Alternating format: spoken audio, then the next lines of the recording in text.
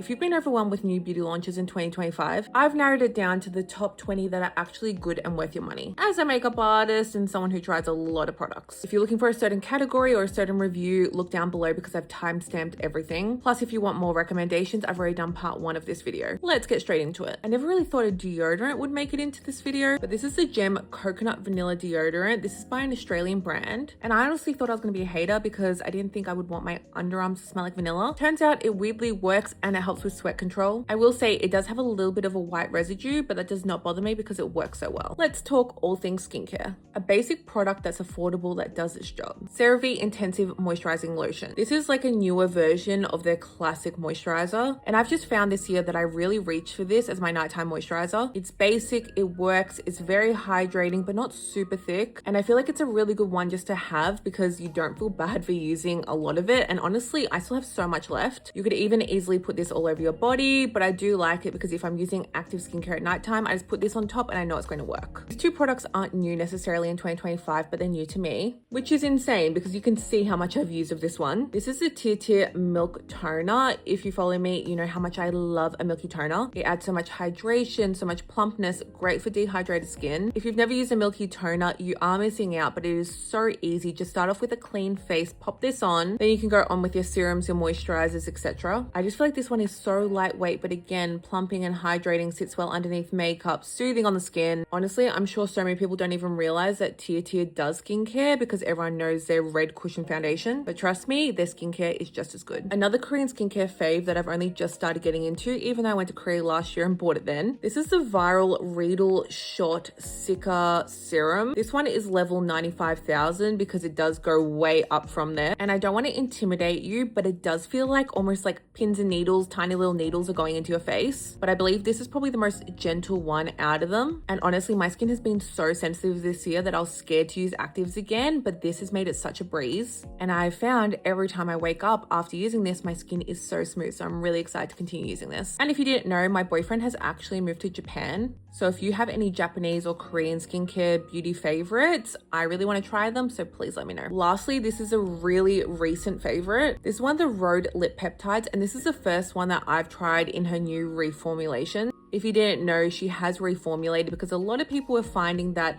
some of her lip balms were feeling quite like gritty and grainy. Honestly, I didn't have that much trouble with them, but now trying the new version, I'm like, whoa.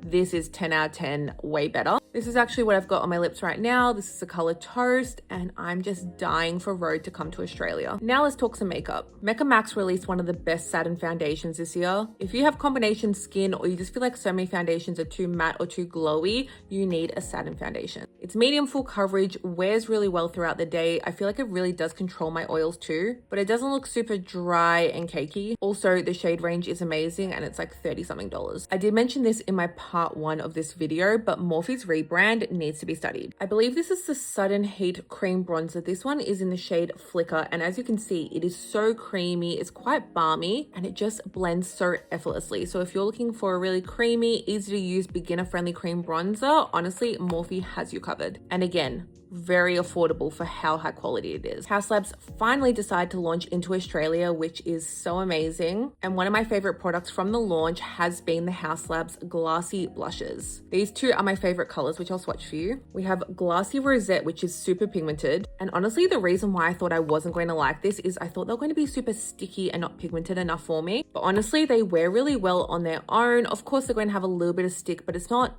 anything too crazy. And then we have Glassy Ginger, which is a little bit less pigmented, a little bit more of a natural color. But honestly, as someone who owns way too many cream blushes, I do find myself continuously picking these up. Another cream blush that I can't stop using is the NARS Multiple. You're probably thinking, Claire, this isn't a new product. I know. I worked at Mecca for 5 years, but these are reformulated.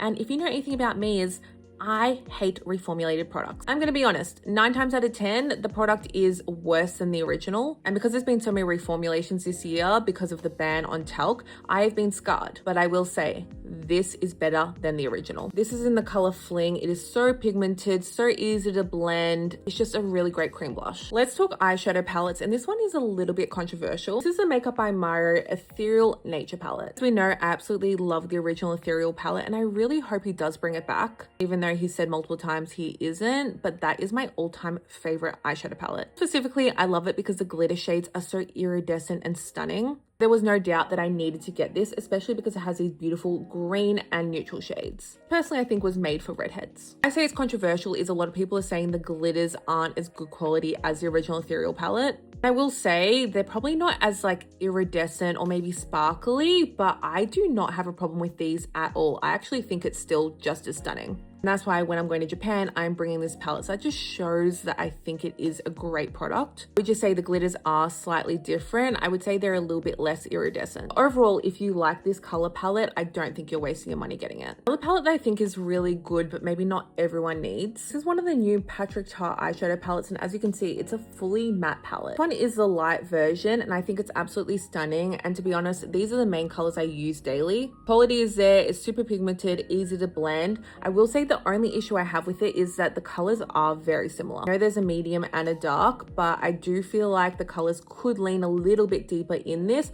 or at least have more variation. Like I said, these are the colors I mainly use, so I'm still getting really good use out of it, and it's still really good quality. Another palette I want to mention is a new one by Anastasia Beverly Hills. This is the Embers palette, and if this reminds you of anything, you are not crazy. It's so similar to the Anastasia Beverly Hills Makeup by Mario palette. I've done swatch comparisons, and I honestly couldn't tell the difference. If you're someone like me who was obsessed with getting their hands on this palette and you didn't, or maybe you need a replacement, definitely get this. Honestly, I gotta give it to them. The quality is definitely there, super creamy, pigmented, and honestly, the color selection is gorgeous. And I kind of do love these new Anastasia Beverly Hills palettes that aren't super big, great for travel, and also just no one's using a massive eyeshadow palette like they used to back in the day. Another brand that launched into Australia this year was Victoria Beckham. And of course, everyone knows about her eyeliners, but I will say the one in copper is 10 out of 10. It honestly just makes every eye look a million times better. They're super creamy, blendable. Honestly, if you're looking for an eyeliner that's completely smudge proof, this probably isn't the one for you. It is made to be smudged. I like to just quickly pop it on and use the other side to blend it out, giving a quick smoky eye look, and it always just looks 10 out of 10 and it makes my eyes stand out so much. I personally think once it sets, it doesn't budge too much, but I know a few people that have a bit of trouble with it. I almost use it as like a precise cream eyeshadow, and it works really well like that. And also the color selection is so nice. I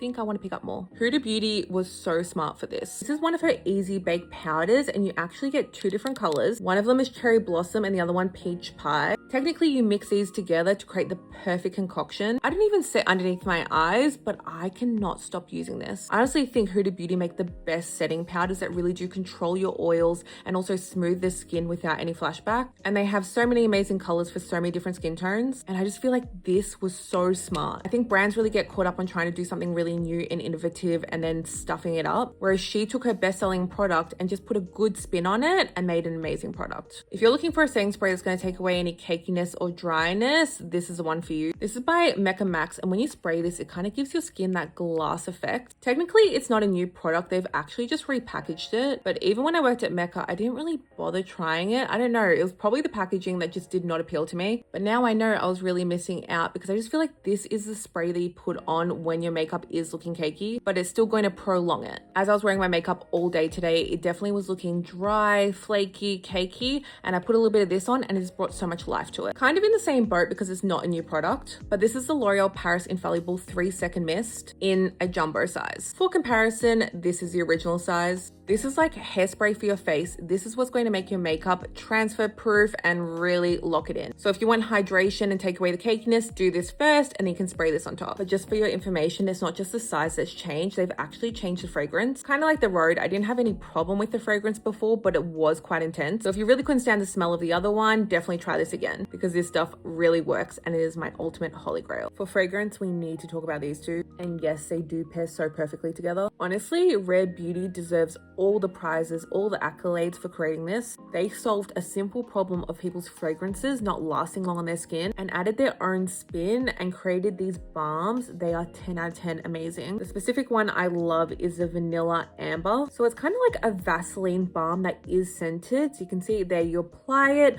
you put it on. Honestly, you could wear it on its own because it does have quite a lot of fragrance, but I personally like layering this Killian fragrance on top. But of course, you could use any fragrance you like. It's just going to make any fragrance a little bit more ambery, a little bit more vanilla-y, obviously, a little bit more spicy. I'll put up the notes for this Killian fragrance, but this is called Princess, and this smells like a vanilla matcha. I absolutely love matcha. I love slightly sweet smells, so this is literally everything I want in a fragrance. I can wear this in winter, I can wear it in summer. It's just been my go-to everyday scent, even for a night out. It's just so versatile. I think Killian do some of the best fragrances. I know they are quite expensive, but this one is a little bit cheaper. So if you are looking for a new fragrance, definitely check this out. Lastly, for hair, it looks like I haven't used this, but you only need the tiniest bit, especially if you have hair like mine, which is quite thin. These are the Kerastase gloss drops, and I just keep them on my desk for whenever I need them. It's a glossy oil, and like I said, you need 1 to 2 drops. Put them in your hands and then you put it through your hair, and it just gives really nice shine. My hair's actually freshly done, so I don't need it right now, but so many times I look at myself when I'm filming and my hair just looks really dry and dull.